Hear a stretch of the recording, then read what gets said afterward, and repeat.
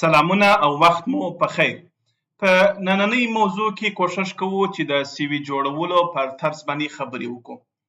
اکثره کسان کله چې یو ځای اپلای کوي د سی وي جوړولو وړتیا نه لري. کمپیوټر به ورسره وي، په مایکروسافټ ورډ کې به بلدتیا لري، خو دی نشي کولی چې یو ځان ته سی وي جوړه کړي. راځئ نن سی وي په مایکروسافټ ورډ کې جوړوو. د سی وي لپاره تر ټولو مهم عنصر دا دی چې سی وي باید ډیره ساده وي، یعنی له رنګ او روغن او د عکسونو د کارولو څخه باید ډډه پکې وشي. ښه، په سی وي کې لومړی شی چې راځي هغه شخصي معلومات دي. په شخصي معلوماتو کې نوم راځي، ادرس راځي، د ادرس نه وروسته تلیفون شمیره راځي، تلیفون شمیرې نه وروسته ایمیل ادرس راځي. راځئ یو همداسې لیکو. زما نوم انور بینوا دی. دا به زه انتخاب کړم، سنټر ته به راولم په مرکز کې. د دغه فونټ یو څه ور غټوم، د بیلګې په ډول 6 کوي. بیرته راځم د خط وسر ته، دلته ادرس ورکوم، ادرس نه وروسته کانټاکټ نمبر ورکوم، د کانټاکټ نمبر وروسته ایمیل ورکوم. یعنی په شخصي معلوماتو کې دغه درې څه باید خامخا ذکر سي. فونټ سایز 14 کوم او وروسته راځم دلته ادرس ورکوم، مثال هلمند افغانستان. کانټاکټ نمبر ورکوم، تلیفون نمبر مثبت 93 هر تلیفون نمبر چې وو. ایمیل ادرس ورکوم،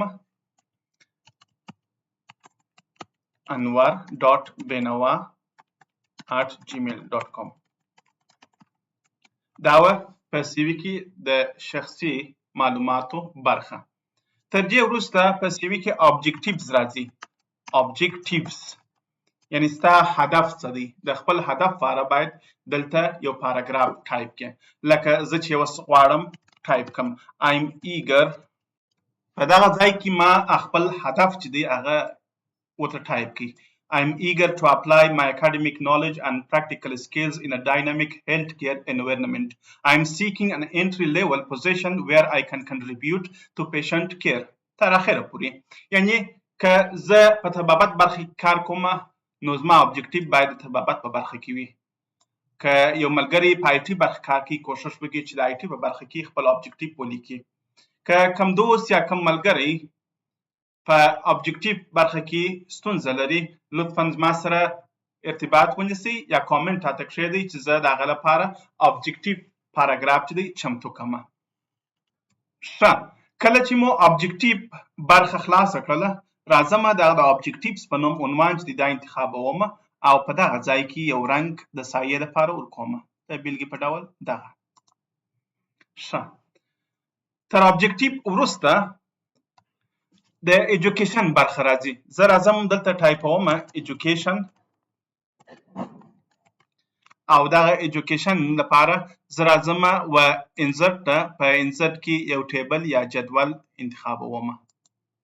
دلته کوم زده کړې چې ما کړي دي هغه زه یو په یو دغسې بیانوم. په جدول کې مې خپل د زده کړې په اړه کوم څه چې ما کړي دي تر دې مهاله هغه مې ټول ذکر. خپل ماستري مې اول ولیکل، د وروسته هغه نه وروسته لیسانس مې اخیستی و، په کوم ښوونځي کې وم، په کوم ځای کې ما انګلیسي زده کړې وه د هغه سنټر یا د کورس یا انسټیټیوټ نوم ورکوم. په څنګ کې کوم ځای کې چې ما دغه زده کړې کړي دي هغه ولایت نوم ورکوم او کوم کال کې چې زه فارغه شوی یم هغه کال ورته لیکم. دلته هم دغه ایجوکیشن عنوان چې دی انتخابوو او په دغه ځای کې هم هغه رنګ چې مو مخکیني ابجکټیو ته ورکوي و دغه ته هم هغه رنګ ورکوو. ښه، بله برخه چې ده هغه د کمپیوټر تخصص دی. دا چې زه یو ډاکټر یم نو زما لپاره دا ضرور نه ده چې د کمپیوټر په ډېرو برخو کې معلومات ولرم. یوازې زما لپاره ضرور څه دي هغه زه دلته ټایپوم. زه ورته وایم کمپیوټر سکلز په برخه کې ما مایکروسافټ وینډوز زده دی، مایکروسافټ ورډ مې زده دی، مایکروسافټ اکسل مې زده دی او د انټرنیټ ځینې ټولز یا اپلیکیشنز چې دي هغه مې زده دي لکه واتساپ لکه ګوګل لکه د ایمیل چک کول او دغه شیان چې دي په انټرنیټ ټولز کې راځي. ښه زه راځم دغه لست چې د انتخابومه دا بولټ نه باسمه او په دغه ځای کې دغه لست خلاصومه یو شکل یا آیکن غوندې څه ورکومه. دا و د کمپیوټر اسکیلز برخه. دلته هم کمپیوټر اسکیلز عنوان انتخابومه او هماغه رنګ چې مو مخکینی هغه ته ورکوي دته هم ورکومه. ښه دا زموږ تاسو د کمپیوټر اسکیلز یا د کمپیوټر د تخصص برخه شوله. په بله برخه کې راځو د ژبو د تخصص په اړه خبرې کوو چې مثال زما کومې ژبې زده دي هغه دلته ټایپومه. لانګویج اسکیلز لاندې ورته لیکمه پښتو دري انګلیش او که کومه بله ژبه مو زده وي هغه هم ورته ټایپولی سئ. بیا هم راځم دغه لست انتخابومه په دغه پورتنۍ برخه کې هماغه آیکن چې مخکې استعمال کړی و هغه دلته هم دغه کومه.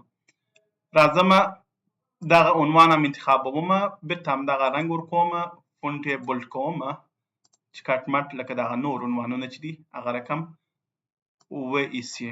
ښه د لانګویج اسکیلز نه وروسته ورک اکسپیرینس راځي، یعنی تاسو کوم ځای چې کار کړی یا خپل تجربې کاري چې ده هغه دلته ذکر کوو. دا کولی سي په جدول کې هم ذکر کوي، کولی سي بېله جدول همداسې ټایپ کوي. راځم ورته لیکمه ورک اکسپیرینس دلته زه ورته لیکمه چې کوم کارونه ما کړي دي. ښه په دغه ځای کې ما کوم ځای چې کار کړی دی هغه مې یو په یو ورته بیان کړي دي.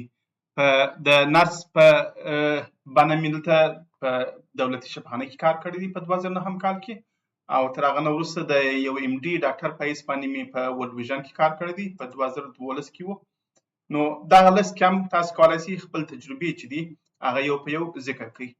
بیا راځم دغه ورک اکسپیرینس عنوان انتخابومه او کټ مټ سایه چې مې بل نور ته ورکړی و دلته هم ورکومه.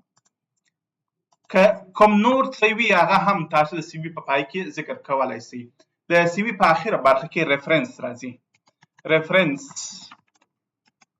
ځینې شرکتونه یا کوم ځایونو کې چې کار ورکوي هغه کوشش کوي دا کوم کس چې انتخابوي بیا د دغه ریفرنس کسانو سره یو ارتباط ولري، یا کیدای سي تلیفون ورته وکړي ستاسو په اړه معلومات وغواړي، او یا هم کولی سي یو ایمیل ورته وکړي او ستاسو په اړه باندې کوم پوښتنې چې لري هغه ورڅخه وکړي. په ریفرنس کې کوشش دا کیږي چې لږ تر لږه د 2 کسانو نومونه باید پکښې ذکر سي. زه راځم د 2 کسانو نومونه دلته ذکر کومه. دلته مې د 2 کسانو نومونه ذکر کړي دي. په ریفرنس کې کوم څه راځي؟ د شخص نوم راځي، وظیفه یې څه ده، او د هغه تلیفون نمبر، او که ایمیل ادرس وي دا به ډېر ښه وي. دلته ما 2 کسان ذکر کړي دي، یو مې د عبدالرحمن سلیمي په نوم باندې دا بولټ کومه، او یو مې د منور علي په نوم باندې ذکر کړي دي دا به هم زه بولټ کړمه. وروسته دغه نور د یو لست ترې جوړومه د بیلګې په ډول دغه لست دا نور هم انتخابومه. دې لپاره هم کټ مټ لکه لاندنی لست چې مې ورسره جوړ کړي هغه زه ورته دغه کومه. دغه ریفرنس هم انتخابومه، بولټ کومه، او د هغه نه وروسته دغسې غوندې سایه ورکومه. ښه دغه وه زموږ ستاسو سی وي.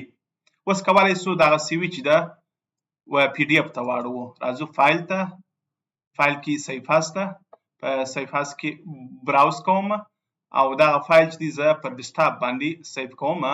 په دغه ځای کې د سیف اس ټایپ دا انتخابومه، او پی ډي اف په دغه ځای کې ورته په نښه کومه. دلته فایل نوم ورکومه. زه همدغه فایل نوم چې دی صحیح ګڼم، په اخر کې سی وي ورته ټایپومه، سیف کومې. اوس به زموږ ستاسو د مایکروسافټ ورډ فایل چې دی هغه په پی ډي اف اړول سوی. راځم په ډیسکټاپ باندې ګورم، دغه دی دا زموږ ستاسو فایل دی. دا به زه په اډوب اکروبات کې پرانیزم. دغه ده زموږ ستاسو سی وي چمتو سوې ده. یعنی کله چې تاسو خپل سی وي استوئ کوشش کوئ چې هغه په مایکروسافټ ورډ کې نه وي، بلکې کله چې تاسو مایکروسافټ ورډ کې دا چمتو کړله تر هغه نه وروسته به تاسو دا په پی ډي اف اړوئ او وروسته بیا دغه کوئ کمپنۍ ته ور ایمیل کوئ. ښه وخت او ښې چارې.